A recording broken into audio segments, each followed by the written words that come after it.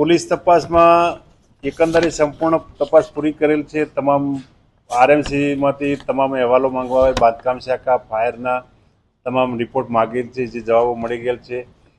તેમજ એફએસએલ રૂબરૂ, એફએસએલ અધિકારી રૂબરૂમાં જે પંચનામું કરી મુદ્દામાલ કબજે કરવામાં અહેવાલ, એ એફએસએલનો પૃથ્થકરણ અહેવાલ બાકી છે, જેના હાલ પેન્ડિંગ છે। એફએસએલના રિપોર્ટ આવે પછી એના ઉપરથી ગુનો દાખલ કરો કેમ તે અંગે નિર્ણય થઈ જ જશે। એના ઉપરથી એફએસએલના અહેવાલ ઉપર જ બાકી। આમાં હાલ તો કોઈ ત્યાં બિલ્ડિંગ, એટલાન્ટિસ બિલ્ડિંગમાં કોઈ હોદ્દેદારો કે કોઈની નિમણૂક નથી। જે તે વખત બિલ્ડિંગ બનાવ્યા પછી બિલ્ડરે રહેવાસીઓને જે ત્યાં રહીશો છે એમને સોંપણી કરી દીધેલ, ડીડ કરી દીધેલ, કમ્પ્લીટ કરેલ। પછી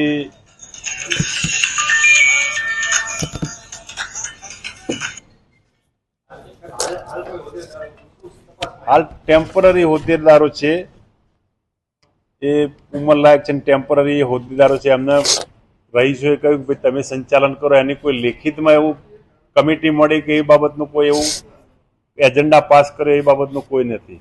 જવાબદારી બિલ્ડરની ફિક્સ થશે ને, તો એસોસિએશન તો છે નહીં, આપણા હોદ્દેદારો છે નહીં, જે છે એ મૂળ લેખિતમાં કાંઈ નથી, તો મૂળ જવાબદારી તો બિલ્ડરની ફિક્સ થશે ને। બિલ્ડરની ના થાય, બિલ્ડરે ડીડ કરીને એમને કમ્પ્લીટ આ બિલ્ડિંગ આખું સોંપી દીધેલું છે, અને પછી એમને અંદરો અંદર રહીશો વારા પરથી કે ટૂંકમાં જેનો એ પ્રમાણે એમને ગોઠવ્યા છે કે જે કોઈ ફ્રી ટાઈમ હોય એ સંચાલન કરે। એમાં કોઈ કમિટી નહીં, એની અંદર ખાલી એક સેક્રેટરી અને ખજાનચી બંને છે।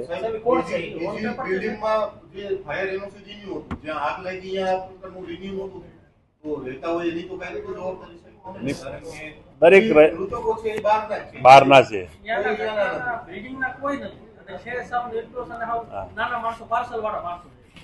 જે ફાયરના સાધનો એ ટોટલી એ ફાયરના ઇન્સ્ટિટ્યુશન ને બધા રિન્યુ, એટલે ટૂંકમાં એ બધા પ્રોપર કામ કરતા હતા અને ટોટલી રિન્યુ થયેલા જે સેફવે કંપની છે એના તરફથી કમ્પ્લીટ દર વર્ષે ચેક થતા હતા, પણ ફાયર વિભાગમાંથી એમને એનઓસી મેળવેલ નથી, એનઓસી રિન્યુ નહોતી કરાયેલી। મહાનગરપાલિકાના ફાયર અધિકારીઓ મહાનગરપાલિકાના એમ કહે છે કે અમારા પાસે ઓન રેકોર્ડ છે, આ અધિકારી દ્વારા એમ કહેવામાં આવ્યું ફાયરના સાધનો ત્યાં ચાલતા નહોતા, ને આપ એમ કહો છો કે ફાયરના સાધનો ત્યાં ઓકે હતા, એટલે મહાનગરપાલિકા ખોટી કે શું? ના, ફાયરની જે વસ્તુ ઇક્વિપમેન્ટ ખરીદેલા એ દર વર્ષે એમને ચેક કરી જતા ને એ લોકોનું સર્ટિફિકેટ છે।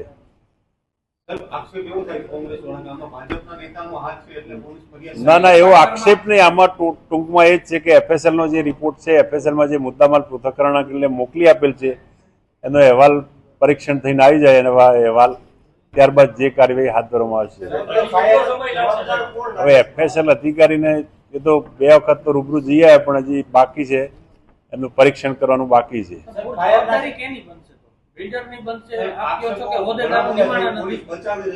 ના, એ વાત ખોટી, એવા કોઈ આક્ષેપો ખોટા છે, કોઈને બચાવી।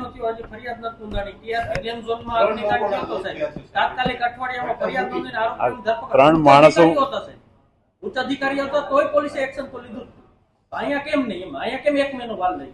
અને હવે એફએસએલ ના રિપોર્ટ ઉપર જ બાકી છે। પત્ર વ્યવહાર જે કરવામાં આવ્યો તો ત્યાંથી જવાબ શું આવ્યો છે? ફાયર કોર્પોરેશનમાંથી ફાયર વિભાગે એવું જણાવેલું કે અમે રિન્યુ માટે નોટિસ આપેલી, પરંતુ એમાં રિન્યુમાં જે નોટિસ એમને ઇસ્યુ કરી એમાં કોઈ હોદ્દેદારની કે કોઈ રહીશોની સહી નહીં, ફક્ત એમને નોટિસ બતાવી કે અમે આ નોટિસો ઇસ્યુ કરેલી છે। હવે પછી શું કાર્યવાહી? હવે એફએસએલ ના રિપોર્ટની રાહ જોઈ રહ્યા છે। એફએસએલ નો રિપોર્ટ આવે પછી આવી જાય પછી તો આપ લોકોને જાણ કરવામાં આવશે।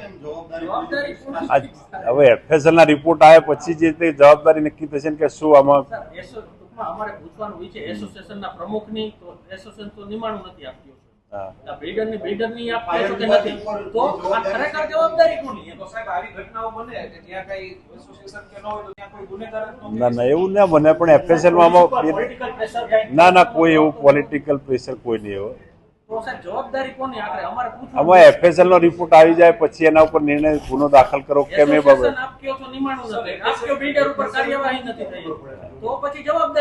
બિલ્ડર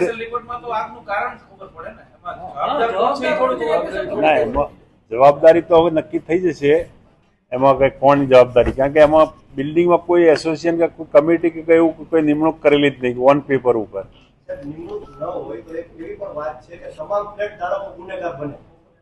તો એ દિશા તરફ પોલીસ તપાસ કરશે, કારણ કે આમાં પોલીસ બધાને બનાવશે. ના બધાને તો ના બનાવે. તો કોણ એક વ્યક્તિ કોણ અમે એ જ જાણવા માંગીએ છીએ. એ હવે રિપોર્ટ પછી જ નક્કી થશે કે આમાં કોની બિલ્ડર બેદરકારી. કોણ છે સાહેબ? આ બિલ્ડિંગનું બિલ્ડર કોણ છે? તેના પાર્ટનરો કોણ છે? કેટલા ને પાર્ટનર? બિલ્ડરને તો અગાઉ બિલ્ડરોએ 2015માં એમને કોણ બિલ્ડર? 14માં એમને સોંપી દીધેલું. કોણ છે? કોણ છે સાહેબ?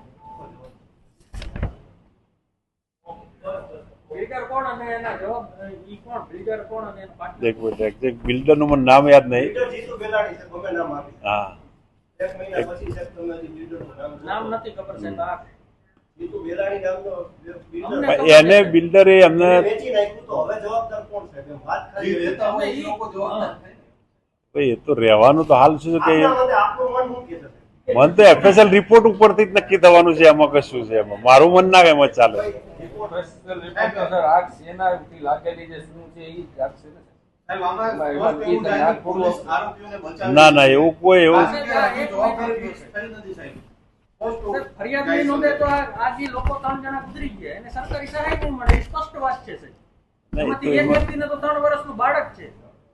એ છે, એ ગુજરી ગયા. અમે દુઃખદ છે એમાં, અમને પણ એ બાબતે ખૂબ જ દુઃખ લાગ્યું. પણ હવે જે બનાવ બન્યો છે એનો તો આપણે હાલ તપાસ ચાલી રહી છે, અને FSL રિપોર્ટ આવ્યા બાદ જે પણ કાર્ય ગુનો દાખલ કરો કેમ તે બાબતે ચોક્કસ થઈ જશે.